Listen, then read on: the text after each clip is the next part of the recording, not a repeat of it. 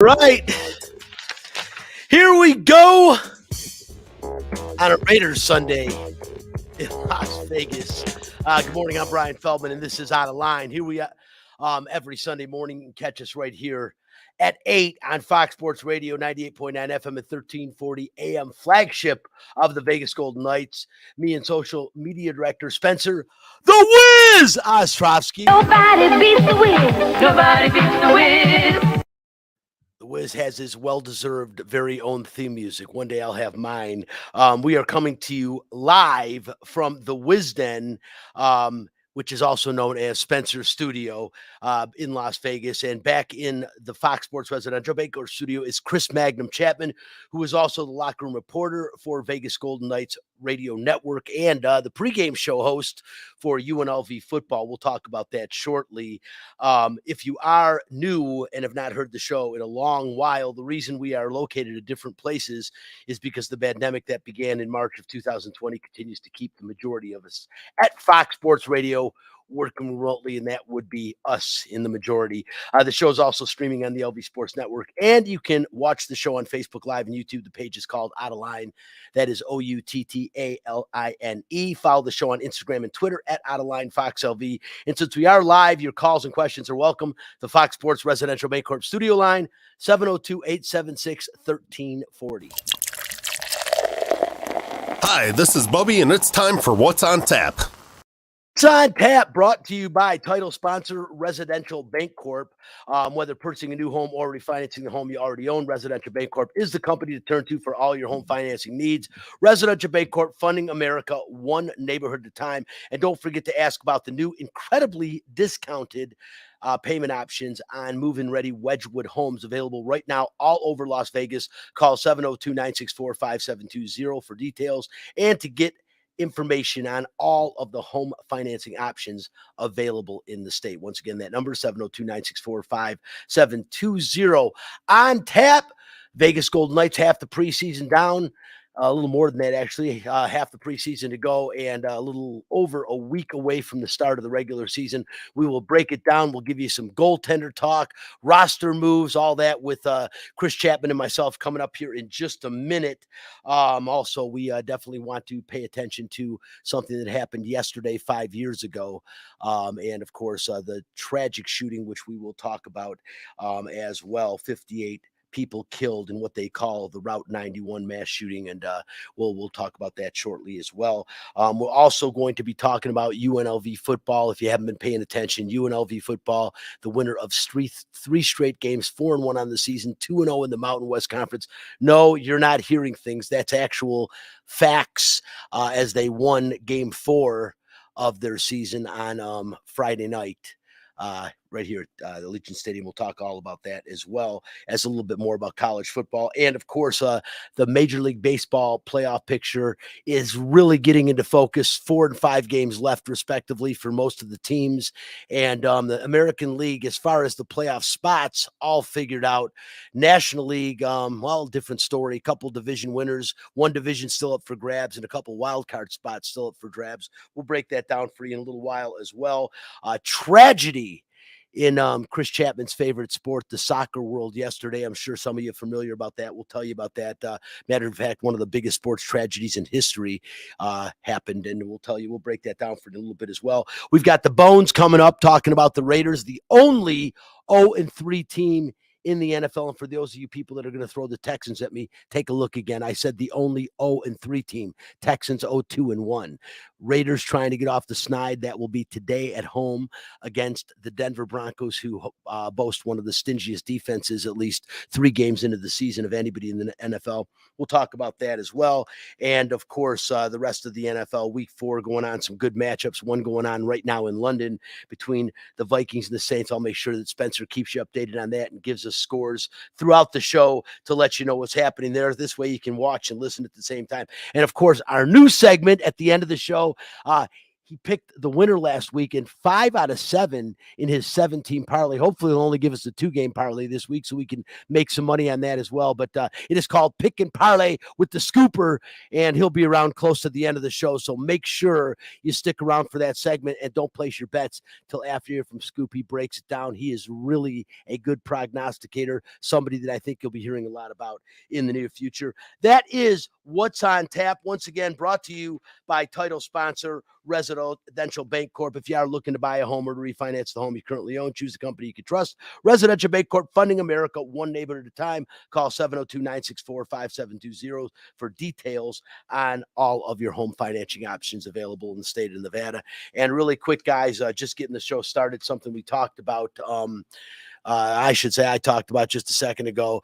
It's one of those scenes or events in history that I think you'll always remember where you were at, what you were doing, what you were thinking. I equate events in my life where that memories like that, the famous Bronco chase with O.J. Simpson back in 1994. We'll never forget that.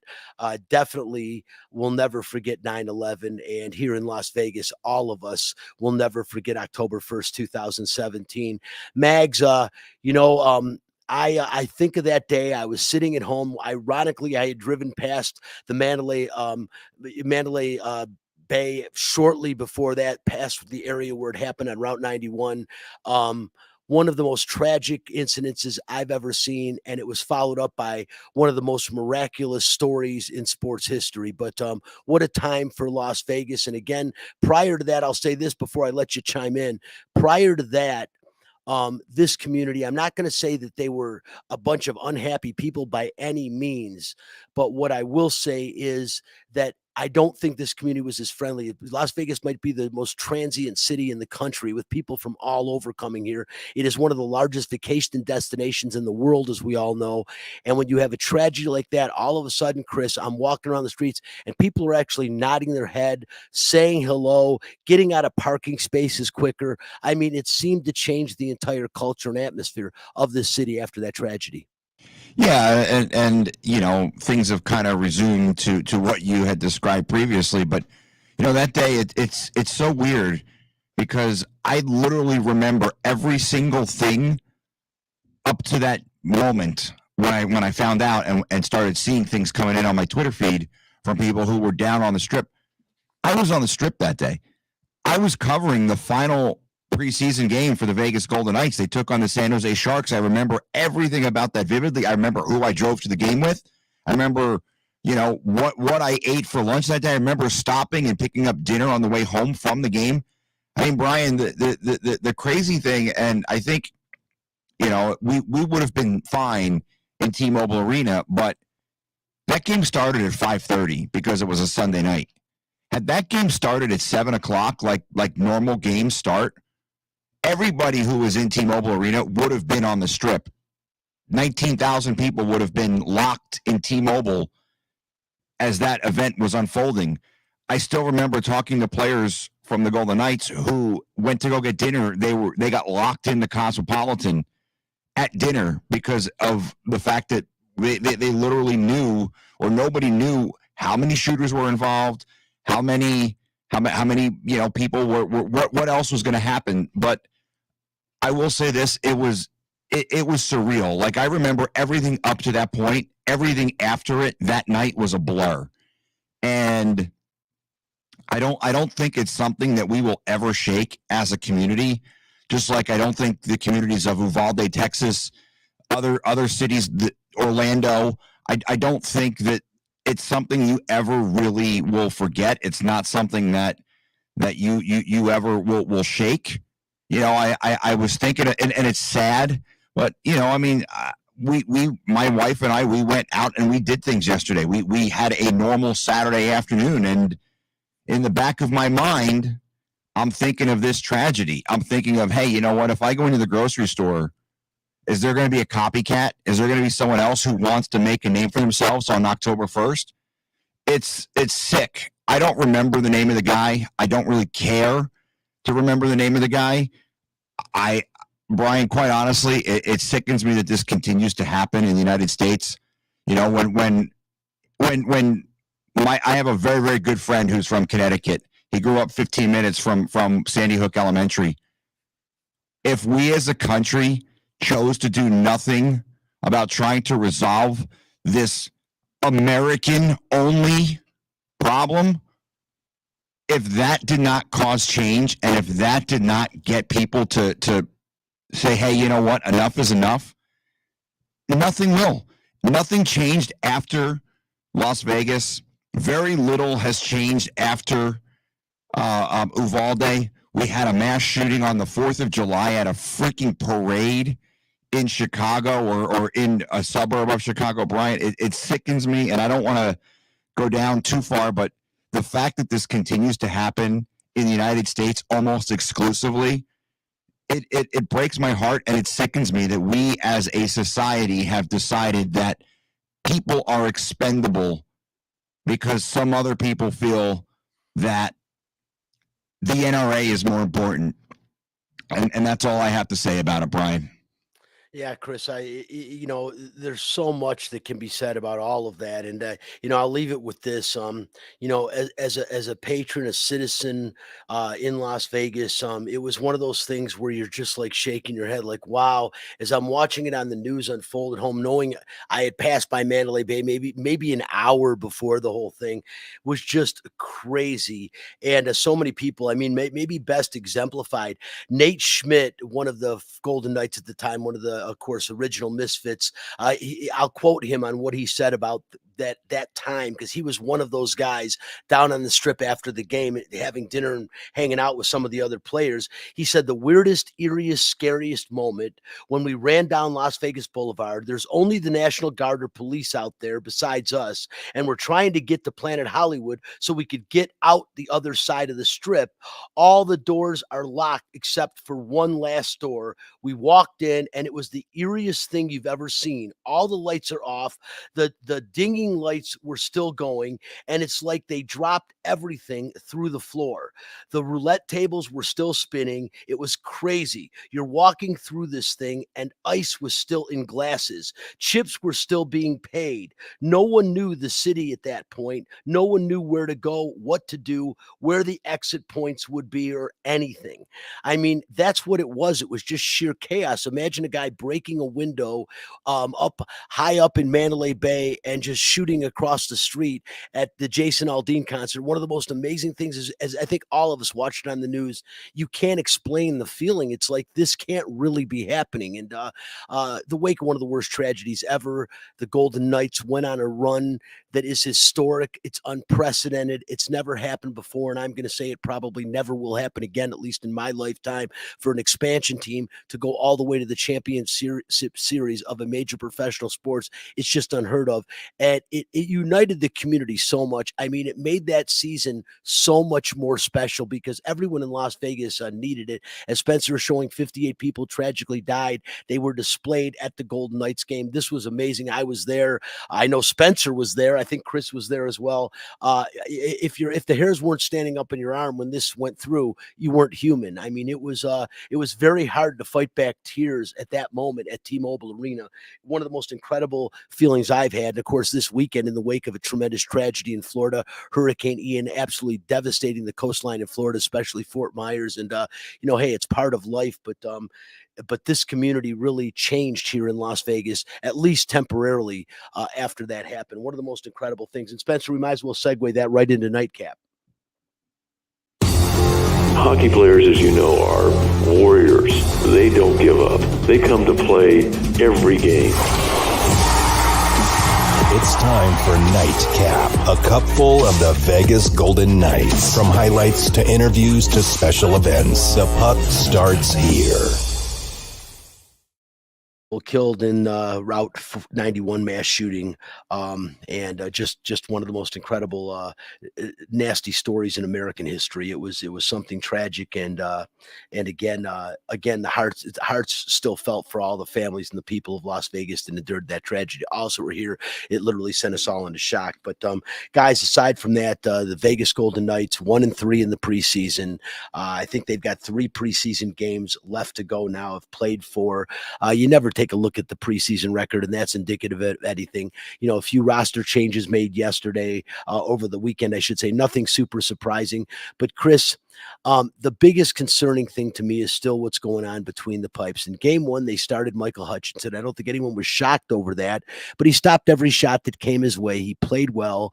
They've used 3 other goaltenders since then. Aiden Hill, I got to say, I'm not sure what Bruce Cassidy's mindset was keeping him in for the entire game, where he just took a pelting, gave up 7 goals. He has looked, you kind of alluded, you weren't the week before we got Aiden Hill. Not that you didn't want him or anything, just he wasn't one of the guys you were enamored with. He ended up being the guy that they chose to come in and either compete for a starting job with Logan Thompson and maybe Laurent Brossoit, or maybe even, be the second guy. Right now, to me, Chris, he's the odd man out. I think that game against San Jose, I mean, I didn't see the game, only the highlights, but there were a couple goals that were really, really bad that he gave up in that game. Brossoit, we don't know exactly, or maybe you have a better idea of his return from the offseason hip surgery that he had. I got to imagine he's getting close. But right now, I would say, and again, this is completely off the cuff, it's got to be Logan Thompson at this point getting the nod as the number 1 goalie. And if Laurent Brossoit isn't here, Chris, I'm not sure how you make Aiden Hill the backup, and Michael Hutchinson, who's only had limited time, you don't give this guy a shot at least to sit on the bench for the first game. He's been part of the team kind of before Aiden Hill. But then again, do you bring Aiden Hill down? Bring Aiden Hill over here to send him to Henderson? No. Aiden Hill is going to be the backup. They sent Michael Hutchinson down to Henderson yesterday. He still could be claimed off waivers. So your number 1 and number 2 goalies going into the season opener, barring something unforeseen, will in fact be Logan Thompson and Aiden Hill. Look, I'm going to read you this quote from Bruce Cassidy following the game on Friday night. Now, like you, I wasn't there. I was at the UNLV football game, but I did see the score during the course of the UNLV football game, and I was a bit blown away. But Bruce Cassidy, this is his quote following the game, and this comes courtesy of Sinbin, my friends Ken and Jason, and it's an attention getter. You've played your games. You've been at training camp. We're not nearly where we need to be, so we've got to get the hell back to work, and the next time we reconvene. That, to me, is the message that will be sent when we get back together. So, Bruce Cassidy, I don't know how bad Aiden Hill was in that game, but it's always tough to tell in preseason if it's because we watched Georgiev on Wednesday night get lit up like a Christmas tree because the team in front of him just sucked. The Golden Knights, the message I get from that Bruce Cassidy quote is nobody played good on Friday night. And the message that he's sending is we have no choice but to get better, and we're going to work our butts off to get better. Brian, look, the season is only, 9-10 days away from today. It gets underway. I've watched a couple of preseason games. I've watched this team, and outside of the Colorado game on Wednesday, I haven't seen anything that makes me say that they're ready. And Brian, I mean, look, Bruce Cassidy said it himself. We're not ready. I'm going to read you another quote, and this is from Mark Stone, who played his first preseason game. And if I'm a fan and I read this quote, it scares the hell out of me. The game was a little fast for me, the first one, but just excited to get back in there. When your captain is saying the game was a little fast, Brian, he's recovering from back surgery. I don't know if that's the quote I would have wanted my captain to give me. Look, he could have said all the good stuff. I'm excited to get back out there. But when he says the game was a little fast, and maybe game 2 won't be as fast, and maybe it's just a getting back into things routine for Mark Stone. But I get nervous when I see that quote that the game was a little fast. This is a guy who's played many, many seasons in the NHL. This is a guy who's a captain of the Golden Knights. Brian, that's a scary quote. Yeah, Chris, you don't like the game's too fast and it's preseason. That's for damn sure. Although you got a lot of guys trying to make a roster, so they're it's not like anyone's taking it, or being lackadaisical out there. But No. you But don't. at this point, the he could think that. I don't want him saying it. No, of course not. I mean, I agree 100%. The quote's awful. I'm sure when he thought about it after the fact, he had to be like a lump in his throat. Like, why did I do that? But, Chris Wynn chimed in a second ago. I saw a comment, and, that's kind of what I said earlier, back to goaltending that, I said the same thing. Why did you leave Aiden Hill in for 3 straight periods? I mean, I understand the Sharks are his old team. You think he's going to be motivated to play against them, even though it's a preseason game. But my God in heaven, man, once you get to like 5 goals or get to the third period, it was already out of reach at that point. Put somebody else between the pipes and give the guy a break. I don't know why he didn't. And he let up another bad goal in the third period. So again, that's not going to be indicative of the way they play all season, you hope. But Chris, I remember last year at preseason, before the start of the season, you made a comment, and we'll end this segment with you responding to this question, but you made a comment that you didn't like what you saw in the preseason, and that if that's indicative of the way they play in the regular season, this is a team that could be left out of the playoffs. Now, the one thing you didn't know or say, because how could you, what was going to happen, how bad the injury bug was going to bite this team last year, which it did. Over 500 man hours or of like they said of minutes, 500 minutes lost to injury or something along those lines. It was some astronomical number. I can't remember the way that it was worded, but no team had ever made the postseason with that many injury minutes by players. However, that being said, you saw something in the preseason last year that you didn't like. Ultimately, they didn't make the postseason, regardless of the injuries. Chris, this season so far, 4 preseason games in, 1-3.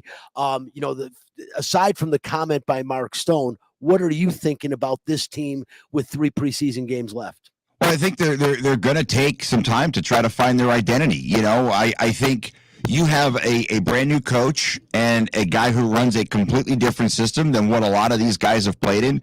I talked to Ben Hutton the other day. I like Ben Hutton. He's a pretty straight shooter, and he told me, he said, look, I've played in similar systems, but I haven't played in this particular system. So a guy like that is going to pick it up.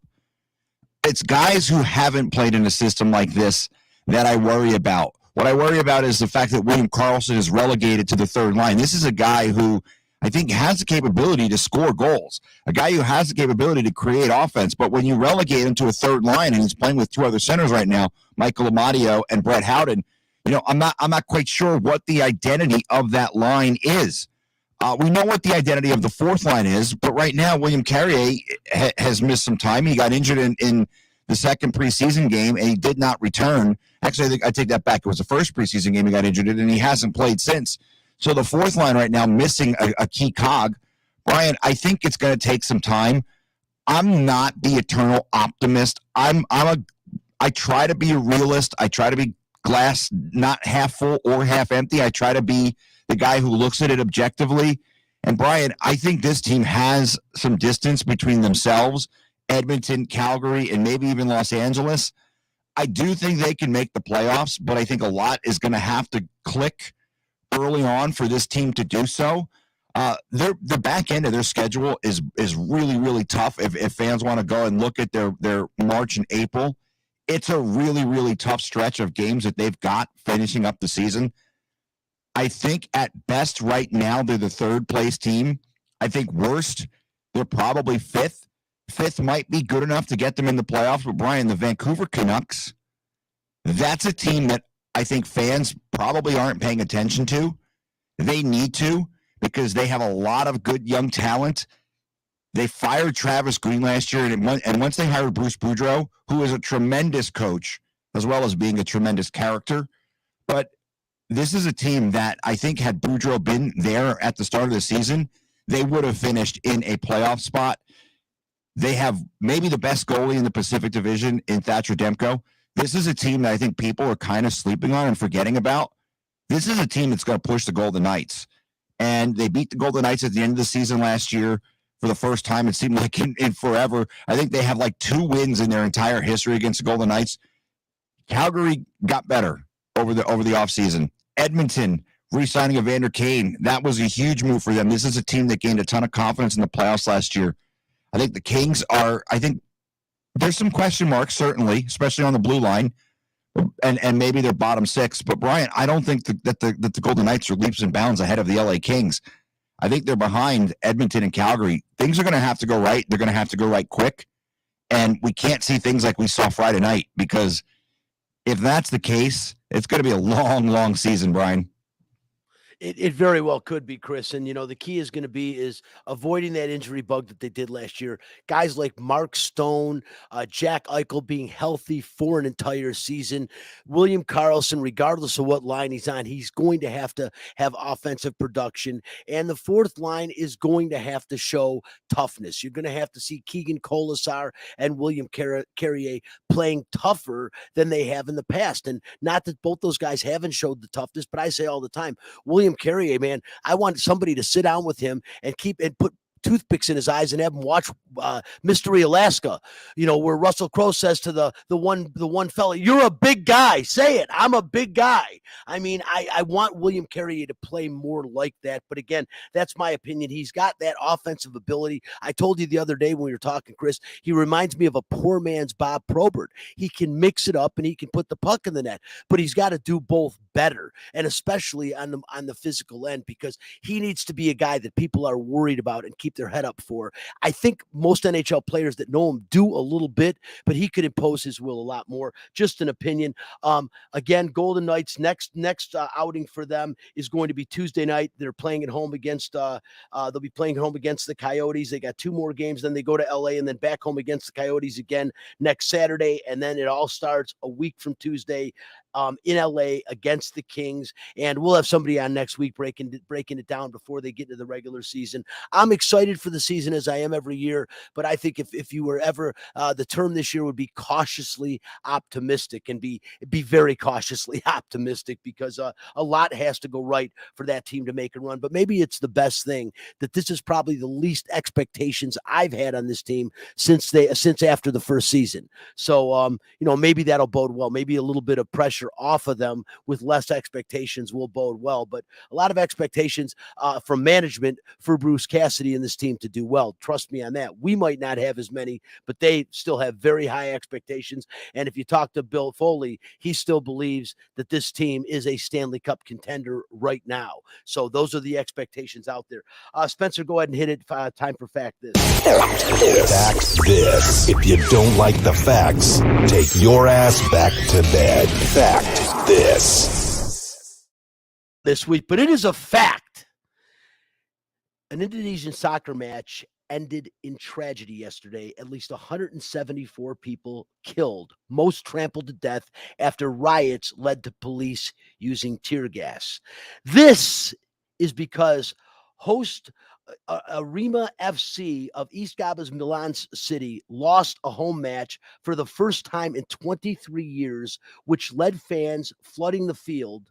Rioting then outside the stadium with police cars toppled and set ablaze. Police responded with tear gas, firing some towards the stadium, where fans ran for the exits, leading to one of the most deadly sporting events in history. Chris, I don't know how much you know about this, if you've heard about it. I watched some highlights of it, man. I thought I saw one of the most horrific scenes ever in sports. If you're watching it again, it didn't end in a lot of tragedy. I think there may have only been one death, ultimately resulted from Detroit winning the 1984 World Series. I was in downtown Detroit as I watched Detroit make idiots of it, just accentuate the reputation of the city when they were tipping over cop cars after the event. I saw them lighting them on fire. Me and a friend of mine that had attended the game, we went and sat in a billboard and watched in horror and disgust. I will say very, very, very minorly, it reminded me of that when I saw some of the street scenes over there in Indonesia. But Chris, this was a tragedy, 174 people, and they say that toll might not be final yet. Yeah, it came across my timeline yesterday. I saw it, and I don't know what it is about the sport of soccer, Brian. I mean, I am a massive, massive soccer fan, but I can't quite explain why these types of things continue to happen in soccer. Just a few months ago, over the summer, there was a pretty nasty riot that took place in Mexico between Atlas and Querétaro, and it was pretty disgusting. And the Mexican authorities have they haven't been as forthcoming with what transpired and how many people were injured and killed. And I know some people who are hardcore soccer fans who are from Mexico that work here at Lotus Broadcasting, and they let me know, really what was going on. And I won't disclose that, but it's pretty vile. I have been to many soccer games, including in Europe and Asia. I went to go see, and they call it the Old Firm, and it was Rangers and Celtic, which takes place in Glasgow, Scotland. And it's beyond sports, Brian, because Celtic is a Catholic team. Rangers are a Protestant team. And when you involve religion, things sometimes get really, really nasty, including in sports. I was told when I went to this match, it was at Rangers' home stadium, which is called Ibrox, and their colors are blue and red. And Celtic, obviously being an Irish Catholic club, they wear green and white. I was told, wear neutral colors, stay in a crowd, and do not do anything that would cause reason for people to basically try to punch you in the mouth. So I can't explain it. I saw this. I did see there were also some police officers who were obviously responding and attempting to break this up, who were killed. Right now, there is no official figure yet, but some of the victims are really young children. Unfortunately, I saw as young as 5 years old. The stadium holds 42,000 people, and they said about 3,000 of them stormed the field, or the pitch as they call it, and vehicles outside the stadium were set on fire, including police and fire trucks. I can't explain why or how something like this happens. It's tragic on a scale maybe unseen ever in this sport. I don't know. Like, Indonesia to me is not the place I think of soccer riots taking place. I mean, I've never been to Indonesia, but I've lived in Southeast Asia, and it's, for the most part, everyone I meet from there is pretty mellow and pretty easygoing. So I can't quite explain why there was a match thrown in a gasoline container in that stadium in Indonesia. But Brian, between 125 and maybe upwards of 175, maybe even more killed. It's horrible. There's an old saying that I've learned in this sport, and it's no fan should ever have to worry about their safety at a soccer match, and no fan, or every fan, should always come home.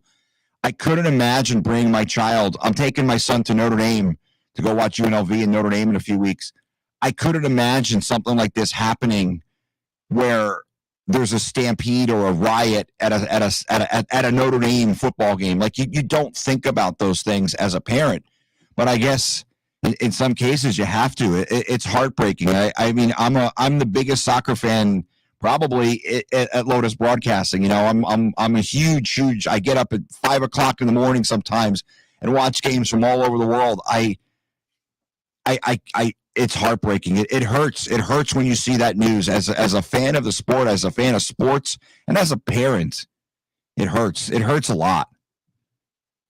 No, Chris, I'll tell you what, it's something I was shocked when I was watching it. And again, you say what caused it. Well, the team, Arima FC, 23 straight years they haven't lost a home game. So I understand and I appreciate passion in sports, but I mean, come on, man, you lose a game. I understand a quarter century of not understanding what it is to lose, but that is over the top. It's ridiculous. And as you talked about, Mexican soccer, Chris, I was in an office prior, my other job, my other life, in mortgages. I was in an all Hispanic office with one of my good friends that worked there from El Salvador. And when El Salvador played Mexico, I mean, these two are very good friends, but for one day there was definitely friction between them. And I mean, not even like joking around friendly friction, like real friction. Like, I mean, they take it seriously. New Mexico kind of doesn't consider El Salvador, and El Salvador, to them, that's their biggest rival and they hate them. So I'm just amazed at how these rivals get carried to the point for a day of friendship goes awry. I mean, I have friendly fire like that with my friends over football and things, but I've never seen anything like it. But hey, I appreciate the passion. Just that is absolutely ridiculous. And one other fact, this that I wanted to get to. Obviously, we're going to talk about UNLV, but it is a fact with their 31-20 comeback win Friday night over New Mexico at Allegiant Stadium. The UNLV Rebel football team has now won 3 games in a row, are 4-1 on the season, and 2-0 in the Mountain West Conference. This is the best UNLV team I have seen since I have been covering the Rebels football, and that started in 2012. This was Marcus Arroyo in the post-game press conference. Wow, what an awesome! How about the Rebels, baby? Woo! Yeah, I'm still fired up. Man, that's such a huge deal for our group. Just a character building win. I mean, that's the bottom line. It was ugly. There was a lot of things against you early on, and to rally like that, to play like that in the second half, to play complimentary football in a situation like that. I mean, our crowd, the stadium. Just the feel, and I think that we can feel that. We can feel that the crowd's kind of acting like we are too. They're not. They're as resilient and fight too. We can feel that down there. So a lot of things. Handled adversity. Really played well in the second half. Didn't play how we wanted to play in the first half, but some games would be like that. And we knew those guys were going to give us everything they got. And that's a well-coached football team by some coaches who know what they're doing. But I think a huge step forward in just resiliency and fight and belief in each other. So we got to clean some things up. Got a whole week to do it, and we got to get on the road and take the show on the road. A little low on the levels there, and I apologize for that at the press conference. But you could hear Marcus Arroyo; he was excited, fired up. They went down 17-0, came back and won the game, going away by 11 points. Late pick 6 really made it a little bit more of a lopsided victory than maybe it was. UNLV fighting back most of the game. Doug Brumfield, not his best game, but more than serviceable. Got the job done, and there is a leadership quality about him that I haven't seen at UNLV since Caleb Herring. And Caleb even said when Chris and I talked to him pregame, joking around before the game, this kid's better than me. And 6'5", 225, only a sophomore, 2 more years after this one. The development, the upside of this kid is tremendous. But one thing that happened in the second half of the game, Chris, we both saw it, and I'm going to play the replay before we talk much about it. But I asked Marcus Arroyo, Doug Brumfield took a wicked hit on the sidelines. In the second half of that game. And it's crazy because I was isolating for some reason. I was isolating on the kid, and he was a linebacker. He's Cody Moon, and I was kind of isolating him on with my binoculars, so I watched it almost from close range. And Doug Brumfield was clearly headed towards out of bounds. He was one step out of bounds when Moon hit him. I almost thought it was borderline a game. It should have been a game misconduct penalty. He did get unsportsmanlike conduct. Marcus Arroyo went nuts on the sidelines, basically said, "Get the F out of here," to him. I asked Marcus Arroyo, because here's the one thing. After that hit I saw on the sidelines with my binoculars, they went to lift Doug Brumfield up, and his head just went right back down again. But he didn't miss a play. They were still on offense. He went back out there and played offense, did not miss a play or a series. And I was really surprised. I saw people looking at him, but I didn't really see doctors or any kind of protocol followed, at least on my perspective. Maybe there's things I didn't see. After the game, I did ask Marcus Arroyo about that in the post-game press conference. Coach, I thought I'd be asking after the game, how's Doug doing after the hit by Snow in the second half? He's sitting here, obviously he's okay, but what kind of protocol was taken after he went down like that? Because it looked like he was in trouble from our perspective. Yeah, I mean, it turned into a rugby scrum. I didn't really see, our doctors were on him right away, but they came right up to me right after we got everyone separated and calmed down, and relayed we were ready to go. What happened in the sideline? You obviously got really upset. Was there something said that got you that upset, or was it just the act itself? Just the act. I mean, there was just some stuff going on that doesn't have a place in this game in that situation, and to get in there and try to break it up and be caught right in the middle of it. I mean, that's just kind of part of this deal sometimes, Nothing, that was in the heat of the moment, but I think there's just some stuff down there that shouldn't have been done, and I think you got to make sure those things don't happen. I understood why he was heated for sure. I mean, after the play, Snow's high-fiving one of his other fellow New Mexico defenders on the sideline, and Royo just looks at him and goes, "Get the F out of here." I mean, Brian, on that play, because I'm in the broadcast booth with Caleb and Russ, and we had multiple replays of it, and Brumfield was out of bounds. The kid comes across and basically puts one right across the chops of Doug Brumfield. But it wasn't so much the hit; it was the clapping in the face of I think he was clapping in the face of Marcus Arroyo, and it was uncalled for. It was a borderline. I think it was probably a penalty. I don't know if he should have been tossed. I mean, it was close, but it was definitely a borderline hit. It's one of those ones you don't like to see, and it was the like Arroyo said. Some of the things that were done after, like in the heat of the moment, like the kid's clapping in the face of the UNLV coaching staff. And it's like, dude, you just laid a borderline dirty hit on a player. You don't celebrate like that in front of the opposing bench. And the funny thing, Brian, is I was watching the Moon Kid a bit because, like I said, I'm in the broadcast booth. So I'm spotting. So I'm pointing out players and numbers to Russ. The Moon Kid had a pretty solid game. Like, he had a lot of tackles. He was involved in a lot of stuff. Real quick to interrupt you. That was the point. That's why I was isolating on him. He had played well on defense, and what really had me intrigued, he is. I mean, if you look at his size and I'm looking at it right now because this is why I started watching him. I'm like, holy cow, this kid's a starting linebacker. Yeah. He's 6'2", 205. That's small. Jack Lambert in the 70s, they said, was a very undersized linebacker, but laid a load. He was 6'3", 215. Yeah. I mean, he was bigger than this kid. This kid was laying a load. I kept seeing him make plays. So for some reason, that play, I just was isolated on him, and he went and hit a row. And we're running low on time, but I do want to say, I thought, again, just like you did, Chris, it was a dirty hit. I didn't see him clap in the face of Arroyo. I saw him clap. I thought it was just, he was, you played high school football, so you get juiced up after you make a big hit. There's the clapping, and it may not have been Arroyo, but it was definitely in the face of people on the UNLV sideline. Oh, yeah, it was uncalled. The whole thing was uncalled for afterwards. I'll say this. That play aside, UNLV spotted New Mexico 17 points, and they did not panic in that game. Like we talked about in the pregame, Brian, this is a good football team. I thought they showed a lot of resiliency coming back to win that game. Look, New Mexico threw some things at them that I don't think UNLV was expecting early on. I mean, look, you and I, we went through it all in the pregame show.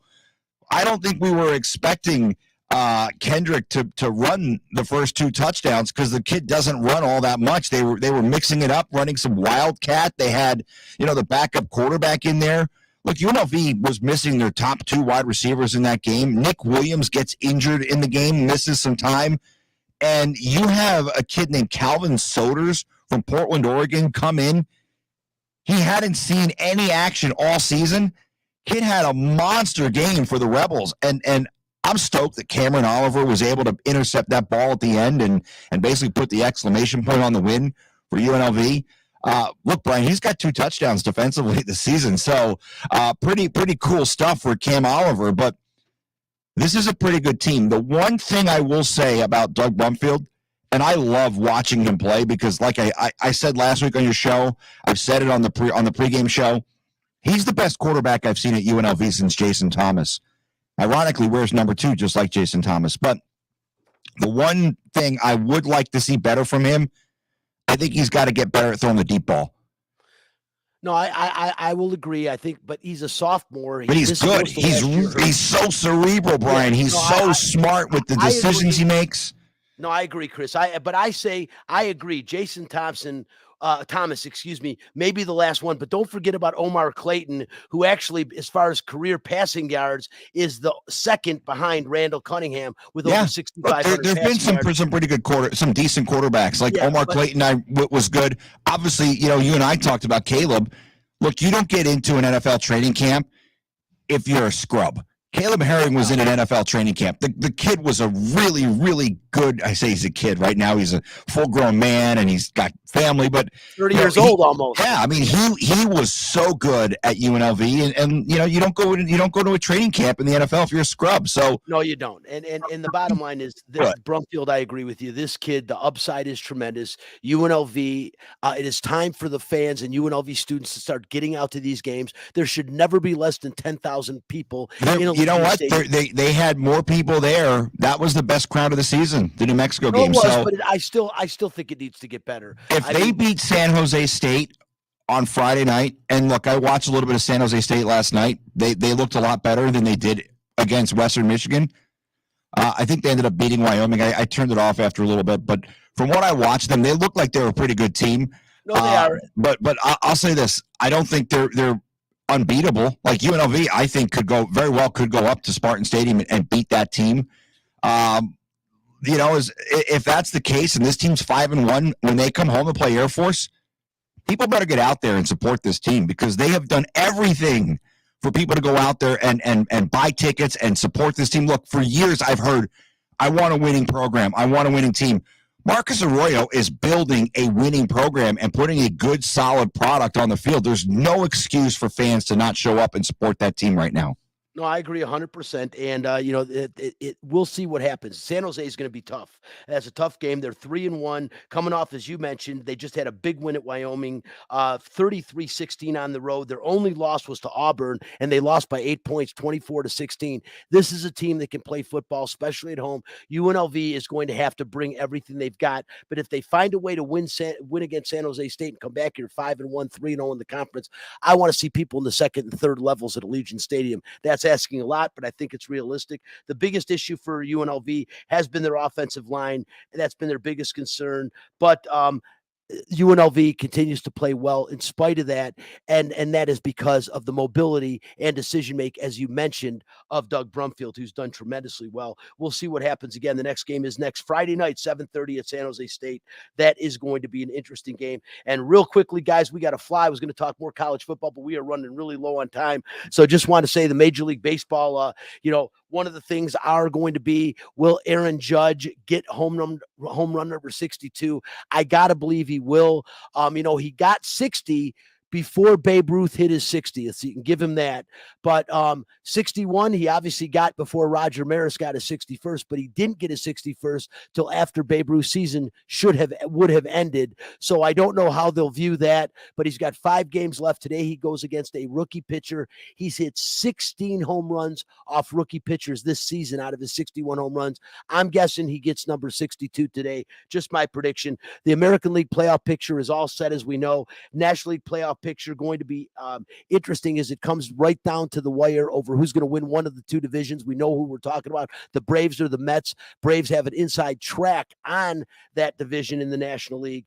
And of course, we'll see what happens. The winner of the game today will actually hold the tiebreaker in the series if they should end up tied at the end of the season as far as who will win the division. It's going to come right down to the wire. We'll talk a lot more about that next week as we get into the playoffs. Right now, I want to get into the bones a little bit more with the Raiders. And, the bottom line is this Raiders team, the only 0-3 team in the NFL, they have problems all over the place. Their offensive line is like musical chairs. They've tried 7 different combinations in 3 games on that offensive line, and none of them are working. But I am not going to blame the bad play of Derek Carr specifically on the offensive line. This guy has got to get consistent. He's got to start hitting passes. And the one thing he's got to do more than anything else is quit leaving and hanging his receivers out to dry, which is something he's done this year more than I think any other year. And just shocking to see what I'm seeing from Derek Carr this year. I mean, I've never said he was great, but I started giving him all kinds of credit last season. And this season, to say he's been a letdown would be the understatement. I mean, this guy is a good part of the reason this team is not winning. I think Josh McDaniel, we've got to look at what this guy has done and his body of work over time. I mean, Josh McDaniel now has lost 15 of his 20 games as an NFL head coach. Spencer, I'll bring you aboard. What is going on with this Raiders team? I mean, I know you didn't like them. Their secondary has been awful. I don't know the return of Trayvon today. Amorig is going to help this team out. I think Perryman getting back into the lineup will help them out. But what's going on with the Raiders? I don't know. It's a lot of factors. Darren Waller has played really bad this season. But one of the bigger storylines of the year, of course, has been Chandler Jones, who they paid a bunch of money to. 6 tackles through 3 games this season. 1 quarterback hurry, not pressure, hurry. So 4 solo tackles, 2 assisted for a guy they paid a boatload of money to. Max Crosby has done nothing this season either. All the people they paid have not produced. That's the difference. The defense has been better than anybody could have ever predicted. They don't have any defensive tackles. Denzel Perryman has been out. I mean, the defense has held up more than anybody could have ever predicted. It's Derek Carr, Darren Waller, Jones, and Max Crosby. That's the real reason they have been losing this game, because everyone else has been playing up to the bill, at least from what I've seen. Derek Carr, 850 passing yards, 6 TDs, 4 INTs this season. Devontae Adams has had a touchdown in all 3 games, but they are having trouble connecting late in games when they need to the most. And I don't think it's Devontae Adams that's having trouble connecting. It's Derek Carr. And again, at some point in time, accountability has got to be taken. Things have got to be figured out. And supposedly, Josh McDaniels had a lengthy conversation with Mark Davis after the Tennessee game. We're going to see what happens today. Denver defense continues to shine, though their offense have struggled. In defense points per game, they are second in allowing the fewest points per game, third in allowing the fewest yards per game.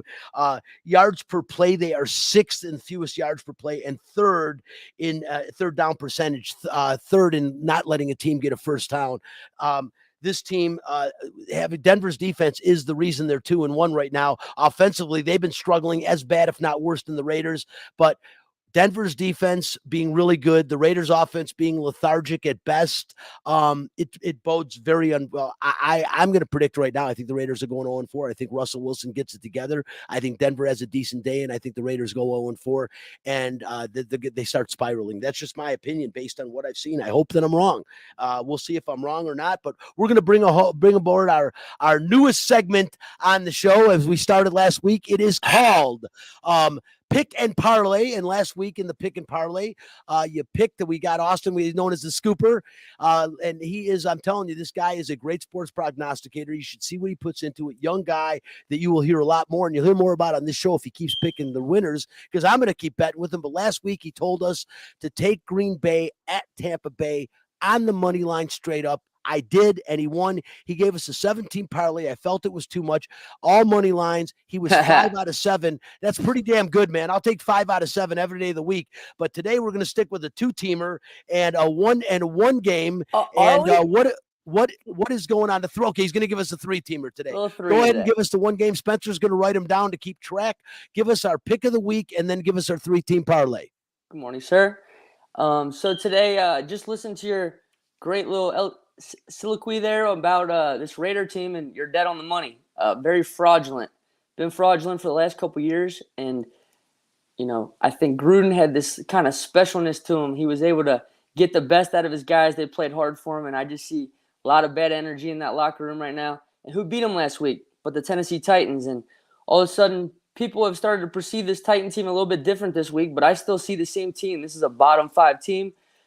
They have trouble on both sides of the ball in the trenches. And today they go up against the Colts, and we're going back to the well with another money line play. Indianapolis Colts is our pick for the week.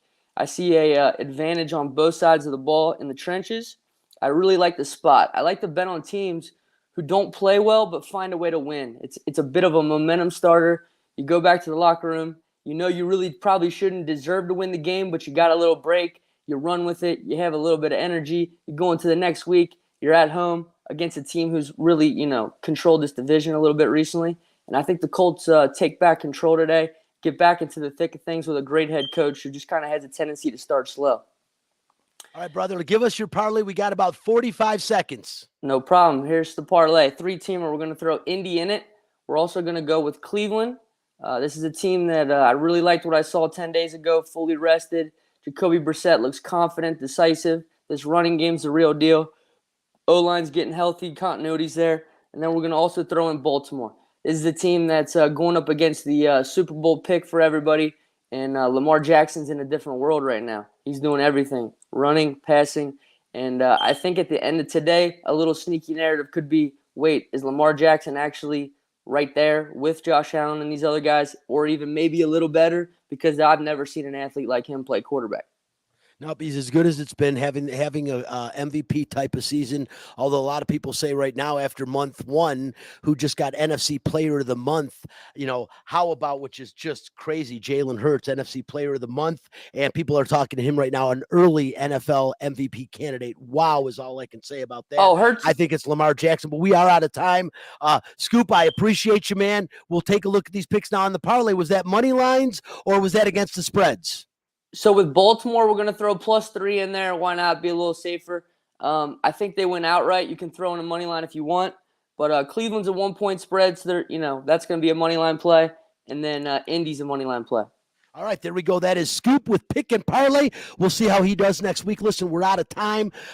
Some great games today to watch. The ones I'm going to look at real quickly. I'm looking at the Eagles-Bills game. It should be, the Bills at the Ravens, I think, is the game of the day. The Chiefs at the Bucks ought to be a real good one. And, of course, Monday night Rams and the Niners. That's always a great game. We're out of time. This is Out of Line. I'm Brian Feldman. I want to thank the Scooper for his Pick and Parlay. Of course, Chris Magnum Chapman back in studio. And, of course, Spencer the Wiz Ostrowski, our social media director here helping out. This is Out of Line again, back next week, getting ready for the Knights to start their regular season. Bye-bye for now.